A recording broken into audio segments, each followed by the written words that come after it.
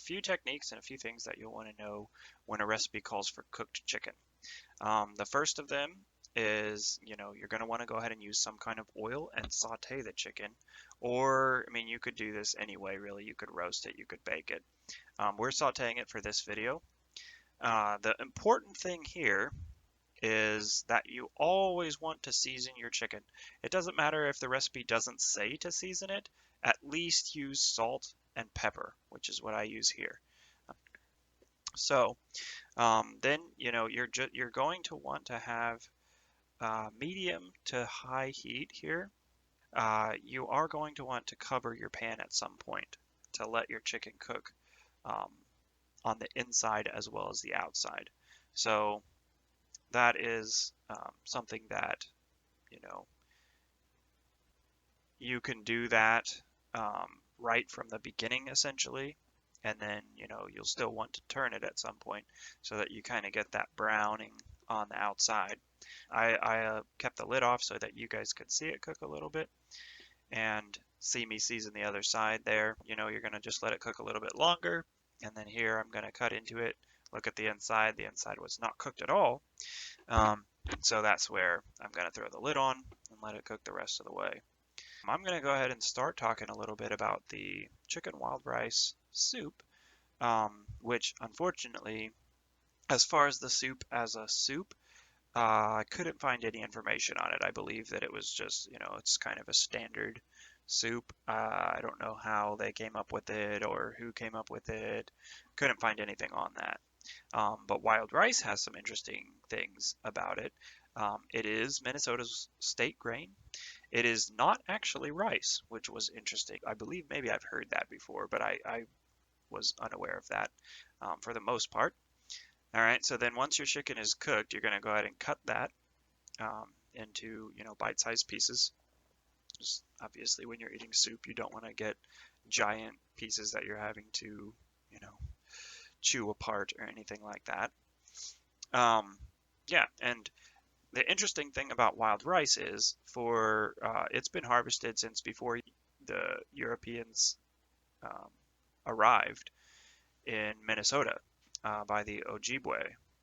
And I don't know if I'm saying that right, but yeah. And for a long time, it was still harvested that way. The same way in a canoe with two people, and one person will row the canoe and the other person will bend the stalk down and beat the stalk to get the kernels off into the boat. And then they will just keep doing that until they have a large harvest. Okay. And yeah, for a long time, they were the only ones who could harvest it legally. But more recently, they have allowed, you can buy licenses to harvest for a set amount of time. All right, so now we are adding the rest of our ingredients. And we have 3.5 cups of the chicken broth that you saw there. We have 1 cup of sliced carrot, a 1/2 cup of sliced celery, a 1/3 cup of wild rice, a 1/3 cup of sliced onion, and then a 1/2 teaspoon of dried thyme. And then you're just going to kind of stir that together. Oh, and a 1/4 teaspoon of pepper. Okay, and then you're just going to bring that to a boil. So that's, that takes a little bit. You've got to get that heat through your chicken broth. But and then while that's going, you can go ahead and get ready for your other ingredients. So in this recipe, we're going to be making a roux again. Like I said, anytime you're making a cream-based soup, it will always have a roux in it somewhere.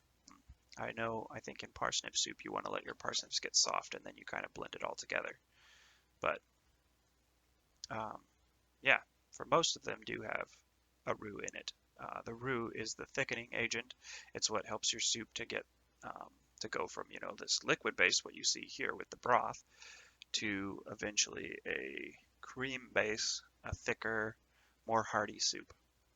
So still letting it go. We're going to get it to a simmer, and then Once it's simmering, we're going to go ahead and work on our other ingredients, but we want it to get to a simmer first so that it can simmer while we prepare the rest. Because otherwise, if we try and prepare the rest of the ingredients first, then those are going to be ready well before the rest of the soup is ready to add them to it. And so here you can see the first bubble starting to form, and we are just about ready for to turn down our heat so that we don't boil all of our liquid away. And then we will get started on our roux.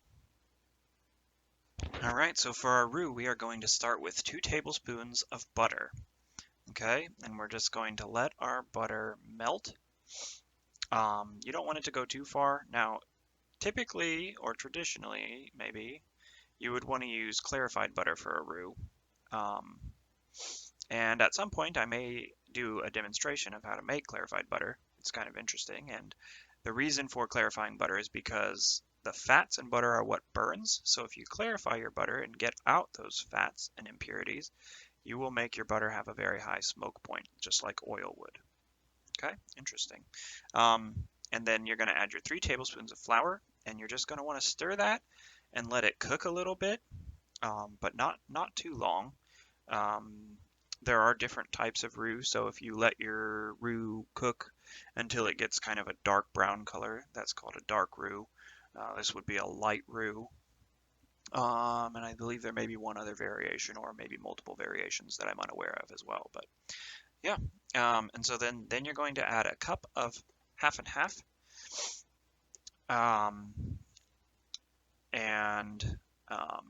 And then you're going to want to stir that until it's fairly well combined. Now mine took a little bit to combine, and you'll kind of see that here when we do the overhead view, that it